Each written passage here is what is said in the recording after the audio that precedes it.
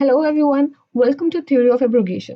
मैं हूं कनिका महाजन और आज हम पढ़ेंगे कुछ इंपॉर्टेंट अमेंडमेंट्स को जो इंडियन कॉन्स्टिट्यूशन में हुई हैं और साथ ही देखेंगे कुछ एमसीक्यूज भी। सो विदाउट फर्दर डू शुरू करते हैं हमारे आज के लेक्चर के साथ। तो सबसे पहले जान लेते हैं कि आर्टिकल 368 है जो कॉन्स्टिट्यूशन का, वो डील करता है अमेंडमेंट्स के साथ, जिसमें दो टाइप की अमेंडमेंट दी गई है। सबसे पहला टाइप आ जाता है जिसमें जो अमेंडमेंट है वो पास हो जाती है हमारी स्पेशल मेजोरिटी के साथ, और इसमें हमें जो रेटिफिकेशन होती है स्टेट्स की वो नहीं चाहिए होती। तो अब जो दूसरे टाइप की अमेंडमेंट होती है उसको पास करने के लिए स्पेशल मेजोरिटी तो चाहिए ही होती है, लेकिन उसके साथ हमें रेटिफिकेशन भी चाहिए होती है half of the total states की। तो ये तो रही बात आर्टिकल 368 की। और इसी के साथ याद रखिएगा कि जो अमेंडमेंट्स है वो हमें दी गई है पार्ट 20 में कॉन्स्टिट्यूशन के। तो अब स्टार्ट करते हैं कुछ एमसीक्यूज के साथ। सबसे पहला एमसीक्यू है, the first amendment to the Indian constitution was made in. First amendment कब हुआ था? देखते हैं options. First option is 1947, second option is 1948, third option is 1951 and fourth option is 1950। तो 1951 जो है वो सही आंसर रहेगा। तो अब बात कर लेते हैं कुछ फर्स्ट अमेंडमेंट एक्ट के बारे में जो पास हुआ था 1951 में। 1947 में अभी अभी जो देश था वो आजाद हुआ था और अब जरूरत थी देश में सोशल और इकोनॉमिक इक्वालिटी की। तो उसके लिए हमें लैंड को जो था वो इक्वली डिवाइड करना था। तो इसीलिए हमारी जो पार्लियामेंट था वो लाता था जमींदारी लॉज। लेकिन जमींदारी लॉज जैसे ही आते थे उन्हें लोग चैलेंज कर लेते थे, तो इसीलिए लाया गया था हमारा 9th शेड्यूल, जिसके अंदर जो भी एक्ट आते थे उन्हें जुडिशियल रिव्यू से परे रखा गया था, जिनके ऊपर जुडिशियल रिव्यू नहीं हो सकता था, ना ही उन्हें चैलेंज किया जा सकता था। और 9th शेड्यूल के अंदर ही पास कर दिया गया जमींदारी एबॉलिशन लॉज, जिसे आगे चलकर चैलेंज नहीं किया जा सकता था, ताकि जमींदारी एबॉलिशन लॉज जो है वो अच्छे से इम्प्लीमेंट किए जा सके और जो लैंड है वो इक्वली डिवाइड हो सके। इसी अमेंडमेंट के तहत कुछ रिस्ट्रिक्शंस भी इम्पोज की गई थी आर्टिकल 19 क्लॉज 2 में, जो डील करता था freedom to speech and expression के साथ। इसके तहत ये तीन कुछ रिस्ट्रिक्शंस ऐड की गई थी। पहली थी पब्लिक ऑर्डर, सेकंड थी friendly relation with foreign states and third was incitement to an offence. फिर इसी अमेंडमेंट के तहत क्लॉज 4 भी था जो ऐड किया गया था आर्टिकल 15 में, जिसके अकॉर्डिंग स्टेट्स को पावर मिल गई कि वो अब प्रोविजंस बना सकते थे socially and economically backward classes के लिए। अब ये है कुछ अमेंडमेंट्स जो थोड़ी इंपॉर्टेंट हो जाती हैं, चलिए इन्हें रीड करते हैं। सबसे पहले आ गया फर्स्ट अमेंडमेंट, जिसने 9th शेड्यूल को ऐड किया गया, जिसके बारे में हमने बात की अभी पिछली स्लाइड में। फिर आ जाता है 7th अमेंडमेंट। अब ये अमेंडमेंट जो थी ये पास हुई थी 1956 में। अब अगर देखा जाए कि जैसे 1947 हुआ था, तो 1947 से 1951-56 तक कुछ जो प्रिंसली स्टेट्स थी हमने उन्हें इंटीग्रेट किया था और एक यूनियन बनाया था, that was called union of India. अब यूनियन ऑफ इंडिया में हमने स्टेट्स को डिवाइड कर दिया गया था कुछ कैटेगरीज में, जैसे ए, बी, सी एंड डी। अब इन कैटेगरीज में जब हमने डिवाइड कर दिया स्टेट्स को, तो बहुत ज्यादा पॉलिटिकल मूवमेंट्स थी जो राइज हो रही थी, और उनकी डिमांड ये थी कि जो स्टेट्स है उन्हें लिंग्विस्टिक बेसिस पे डिवाइड किया जाए। तो इसीलिए आया था हमारा 7th अमेंडमेंट एक्ट, जिसने कॉन्स्टिट्यूट किया था एक स्टेट रीऑर्गेनाइजेशन कमीशन को, और उसने बाद में फॉर्मेशन की थी स्टेट्स और यूटीज की, किस बेसिस पे? लिंग्विस्टिक बेसिस पे। तो अब बात कर लेते हैं कुछ ऐसी स्टेट्स और यूनियन टेरिटरीज की जो अमेंडमेंट्स के थ्रू ऐड की गई थी। सबसे पहले आ जाती है 10th अमेंडमेंट एक्ट, जिसने इनकॉर्पोरेट किया था दादर एंड नगर हवेली को as a union territory.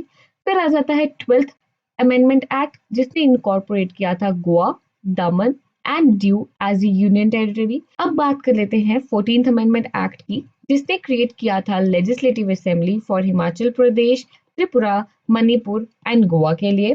22nd amendment जो थी उसने मेघालय को आसाम से अलग किया था और डिफरेंट स्टेट बना दिया था। फिर अब बात कर लेते हैं हमारी 31st अमेंडमेंट एक्ट की, जिसने इंक्रीज कर दिया हमारे पार्लियामेंट के साइज को, मतलब इसने हमारी सीट्स को 525 से बढ़ाकर 545 कर दिया। फिर अब आ जाता है 36th अमेंडमेंट एक्ट, जिसके तहत जो सिक्किम है उसे स्टेटस मिल गया स्टेट का।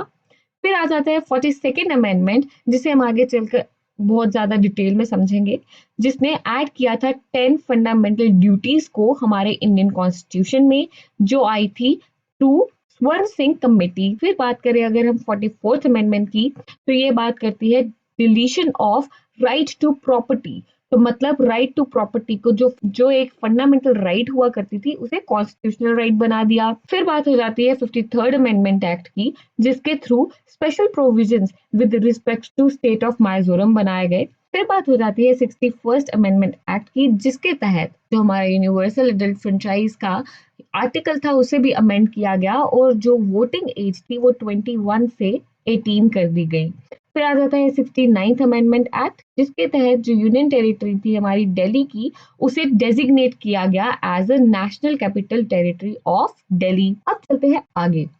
अब बात करते हैं नेक्स्ट क्वेश्चन की, जो कि है which among the following constitutional amendment act reduce the age of voting from 21 years to 18 years.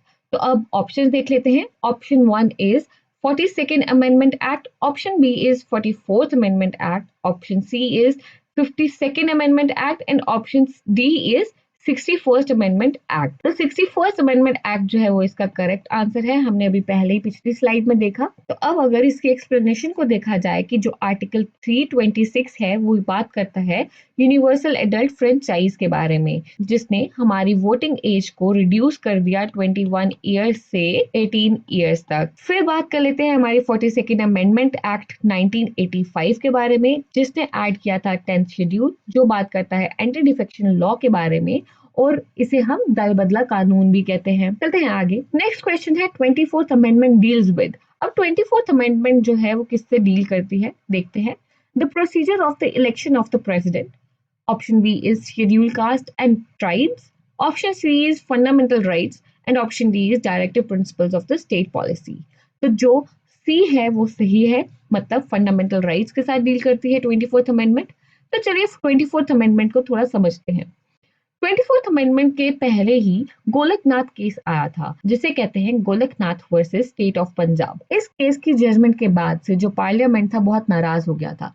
क्यों, देखते हैं। क्योंकि इस केस ने हेल्ड किया था कि जो भी अमेंडमेंट्स पार्लियामेंट करता है अंडर आर्टिकल 13 वो सब्जेक्ट टू होंगी जुडिशियल रिव्यू, मतलब उनका जुडिशियल रिव्यू किया जा सकता है।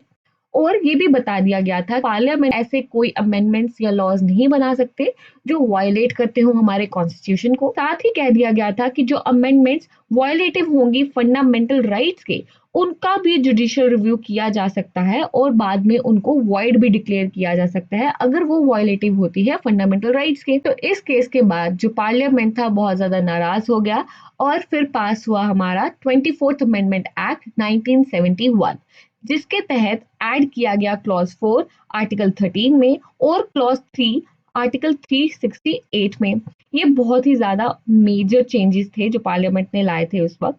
और इसके तहत क्या कहा गया था कि जो पार्लियामेंट है वो अब कोई भी पार्ट जो था कॉन्स्टिट्यूशन का वो अमेंड कर सकता था, इंक्लूडिंग फंडामेंटल राइट्स। साथ ही बोला कि जो रिस्ट्रिक्शंस लगाई गई हैं पार्लियामेंट की पावर्स पे वो हटाई जाए, और साथ ही इसके तहत कंपलसरी कर दिया गया कि अगर कोई भी अमेंडमेंट बिल जो है वो पास होता है पार्लियामेंट में, उसके लिए अब प्रेसिडेंट को मैंडेटरीली असेंट देना ही होगा। He can not deny from giving assent to the amendment bills. अब बात हो रही है 38th amendment act 1975 and 39th amendment act 1976 की। 38th अमेंडमेंट एक्ट 1955 के पास होने से पहले अगर कोई भी नेशनल इमरजेंसी इंपोज की जाती थी प्रेसिडेंट के थ्रू अंडर आर्टिकल 352, तो उसे चैलेंज किया जा सकता था, उसकी रीजनिंग को क्वेश्चन किया जा सकता था। लेकिन जब 38th अमेंडमेंट एक्ट 1975 पास हो गया तो उसने क्लॉज 4 को ऐड कर दिया आर्टिकल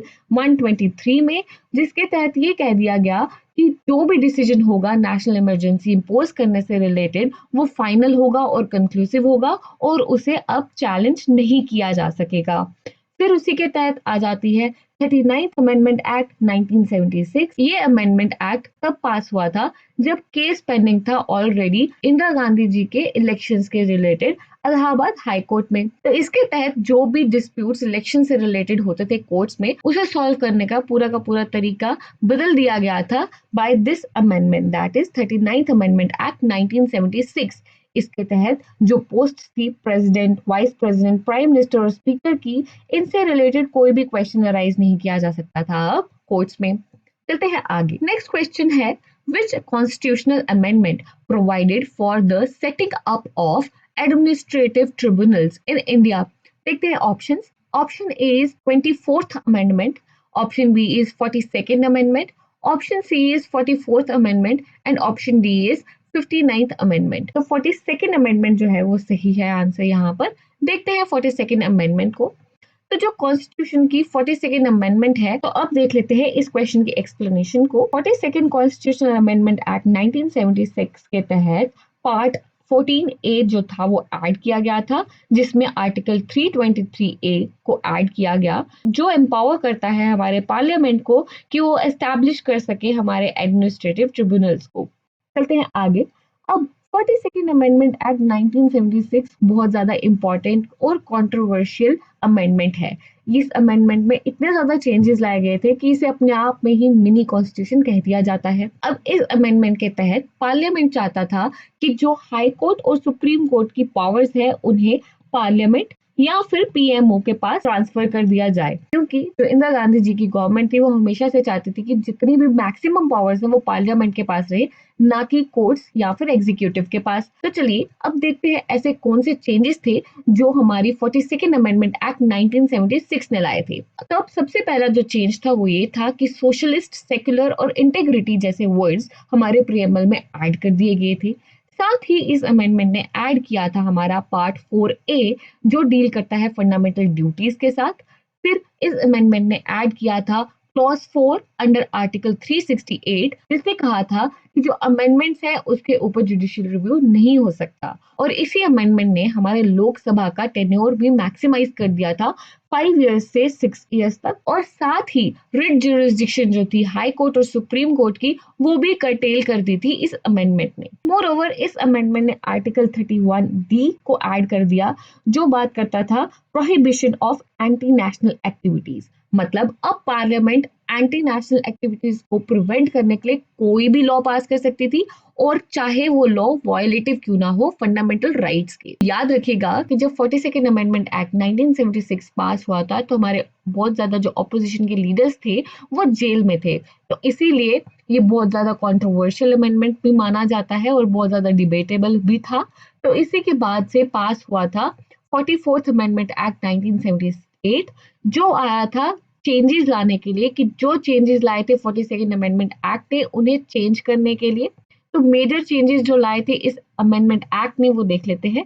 सबसे पहले इस अमेंडमेंट एक्ट ने जो राइट टू प्रॉपर्टी था इसे फंडामेंटल राइट से हटाकर कॉन्स्टिट्यूशनल राइट घोषित किया। फिर इसी अमेंडमेंट एक्ट ने जो हमारी सुप्रीम कोर्ट और हाई कोर्ट की रिट जुरिस्डिक्शन थी, जो हमारी 42nd अमेंडमेंट एक्ट के थ्रू कर्टेल कर दी गई थी, उसे रिस्टोर किया था। इस अमेंडमेंट के तहत नेशनल इमरजेंसी इंपोज करने का एक ग्राउंड भी चेंज किया गया था, जो पहले था इंटरनल डिस्टर्बेंसेस, उसे कन्वर्ट करके आर्म रिबेलियन में कन्वर्ट कर दिया गया था। इस अमेंडमेंट के बाद ये भी क्लियर कर दिया गया था कि आर्टिकल 20 और आर्टिकल 21 किसी भी हालात में सस्पेंड नहीं किए जा सकते, चाहे इमरजेंसी क्यों ना लगी हो। और इसी अमेंडमेंट के बाद ये भी डिक्लेयर किया गया था कि जो स्पेशल मेजॉरिटी है वो चाहिए होगी हमें नेशनल इमरजेंसी को इम्पोज करने के लिए। और फाइनली इस अमेंडमेंट एक्ट ने क्लॉज 5 को ऐड कर दिया गया आर्टिकल 352 में, जिसके तहत जो जुडिशियल रिव्यू की पावर्स थी वो वापस मिल गई हमारे कोर्ट्स को। अब चलते हैं आगे। नेक्स्ट क्वेश्चन है, the 52nd amendment to the Constitution of India is most closely related to. Option A is an extension of reservation in government jobs. Option B is provision for special status to Tripura. Option C is provision for the increasing age of eligibility for voting. Option D is provision against political defection. तो option D is the correct answer, that is provision against political defection. अब देख लेते हैं इसकी explanation को। 52nd amendment act जो है वो एनफोर्स हुआ था 15 फरवरी 1985 को। इसने 10th शेड्यूल को ऐड किया था हमारे इंडियन कॉन्स्टिट्यूशन में। तो इस अमेंडमेंट के तहत बेसिकली पास किया गया था एंटी डिफेक्शन लॉ को, जिसके तहत अगर कोई भी मेंबर जो थे पार्लियामेंट या फिर असेंबली के वो दल बदल करते थे तो उन्हें डिस्क्वालीफाई किया जा सकता था। चलते हैं अब आगे। अब बात करते हैं नेक्स्ट क्वेश्चन की। नेक्स्ट क्वेश्चन है, what is the correct chronological order in which the following provisions were incorporated into the Constitution of India through amendments? Option 1 is right to education as a fundamental right. Option 2 is certificate for an appeal to Supreme Court. Option 3 is नगर पालिका act, option 4 is free legal aid. अब इनमें से हमें बताना है कि कौन सा क्रोनोलॉजिकल ऑर्डर जो है वो सही है। तो option A is the correct answer. चलिए देखते हैं इस क्वेश्चन की एक्सप्लेनेशन को। एक्सप्लेनेशन बताती है कि जो क्लॉज 4 है जिसमें बात की गई है लीगल एड की, वो दिया गया है हमारे आर्टिकल 39A में, जो आया था हमारे पास 42nd अमेंडमेंट एक्ट 1976 के तहत।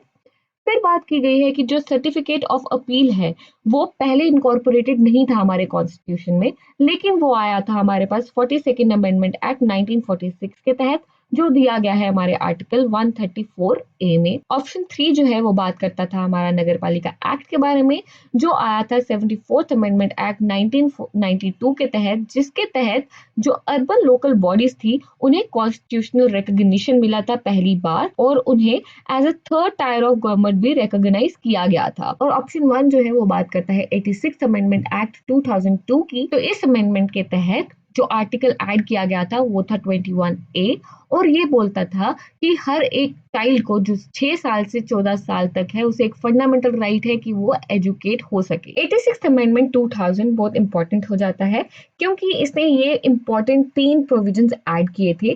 सबसे पहला प्रोविजन जो इसने ऐड किया था वो था आर्टिकल 21A, जो फंडामेंटल राइट ऐड करता है, जो कहता है कि हर एक चिल्ड्रन को जो 6 साल से 14 साल तक का है उसे एक फंडामेंटल राइट है कि वो एजुकेट हो सके। फिर इसने ऐड किया था आर्टिकल 45, जो एक directive principle of state policy है, जो रिस्पॉन्सिबिलिटी इम्पोज करता है स्टेट पे कि हर एक चाइल्ड जो है उसे एक एजुकेशन का राइट मिलना चाहिए। फिर इसने ऐड किया था एक आर्टिकल 51A, जो कि एक फंडामेंटल ड्यूटी है।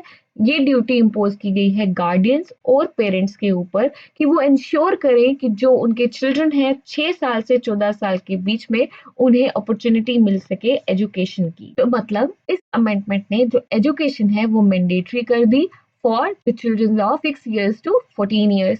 चलते हैं आगे। नेक्स्ट क्वेश्चन है, by which constitutional amendment Sindhi language was included as the 15th regional language in the 8th schedule? देखते हैं options. Option A 26th Constitutional Amendment Act 1971, option B is 21st Constitutional Amendment Act 1967, option C is 19th Constitutional Amendment Act 1966, and option D is 24th Constitutional Act 1971। तो correct answer है 21st constitutional amendment act 1967। देखते हैं इसकी explanation को। 21st amendment act 1977 ने जो Sindhi language थी वो ऐड कर दी थी हमारे 8th शेड्यूल में। ध्यान रखिएगा कि जो 8th शेड्यूल है वो लैंग्वेजेस की लिस्ट्स को इंक्लूड करता है, जिसमें अभी तक 22 टोटल लैंग्वेजेस हैं, पर ओरिजिनली इसमें 14 लैंग्वेजेस थी। अब 71st अमेंडमेंट एक्ट जो हुआ था इनैक्ट 1992 में, इसने 3 न्यू लैंग्वेजेस को ऐड किया था। First one was Konkani, second was मिती जिसे मणिपुरी भी कहते हैं, और थर्ड थी नेपाली। नेक्स्ट आ जाती है 92nd अमेंडमेंट जो पास हुई थी 2003 में, जिसके तहत बोडो, डोगरी, संथाल एंड मिथिली, ये सारी जो लैंग्वेजेस थी इन्हें ऐड किया गया था हमारे कॉन्स्टिट्यूशन में, मतलब 8th शेड्यूल में। नेक्स्ट क्वेश्चन है, panchayat Raj act came into existence pursuant to dash constitutional amendment act. अब हमें अमेंडमेंट बतानी है। Option A is 93rd, option B is 92nd, option C is 73rd and option D is 74th। तो option C जो है वो correct है, that is 73rd amendment act. देखते हैं।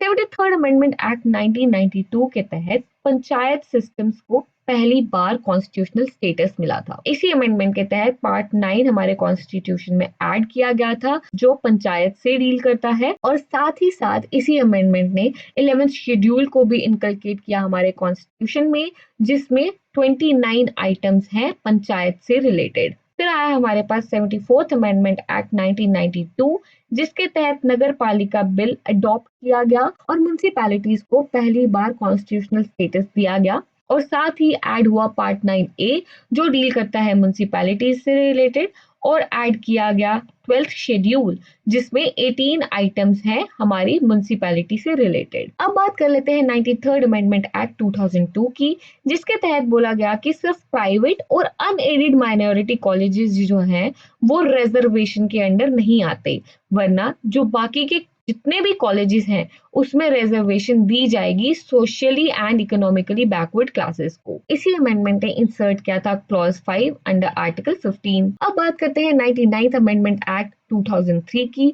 ये भी एक इंपॉर्टेंट अमेंडमेंट आ जाती है जिसके तहत कॉलेजियम सिस्टम को एबॉलिश करने की कोशिश की गई थी और अडॉप्ट करने की कोशिश की थी एनजैक को।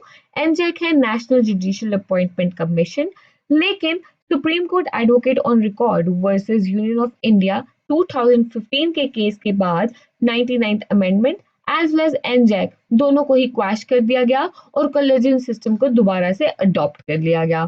चलते हैं आगे। नेक्स्ट क्वेश्चन है, GST was introduced as the dash amendment act. अब कौन सा अमेंडमेंट एक्ट था? ऑप्शंस देखते हैं। Option A is 102, option B is 101, option C is 103 and option D is 104।